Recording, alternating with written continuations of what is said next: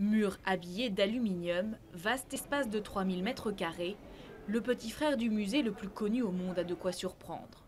Le Louvre-Lens est sorti de terre il y a un peu plus de 2 ans et avec lui son projet le plus ambitieux, la Galerie du Temps. Ici, contrairement au Louvre parisien, pas de classification par département ou civilisation. Les quelques 200 œuvres sont réunies en un même espace de manière chronologique. Une scénographie inédite.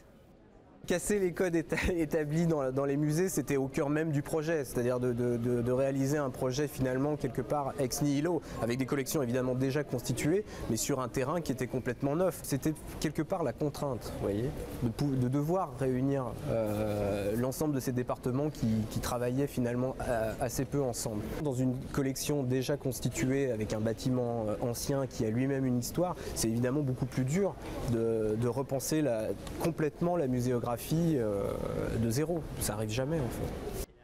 Antiquité, Moyen-Âge ou temps moderne, ici le regard est perpétuellement attiré par un dialogue d'une œuvre avec une autre. Objectif, permettre une nouvelle compréhension de l'humanité, mais aussi peut-être désacraliser l'art. Dans la Galerie du Temps, 74% du public vient dans ce musée pour la première fois.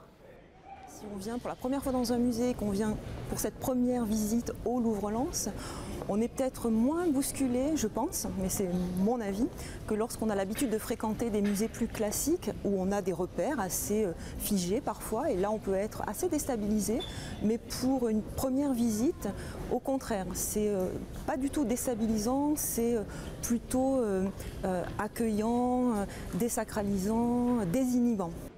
Une scénographie sans doute plus parlante aussi pour les enfants. En avançant dans le temps, ils savent que c'est d'abord ce que l'on voit en premier, ensuite un peu plus tard et on avance vers le présent. Donc c'est plus simple d'aborder l'histoire dans la chronologie. 2 ans après, la Galerie du Temps a accueilli 1,5 million de visiteurs, dont plus d'1 sur 2 originaires du Nord-Pas-de-Calais. Cette scénographie pourrait avoir valeur de test pour les collections du Louvre parisien.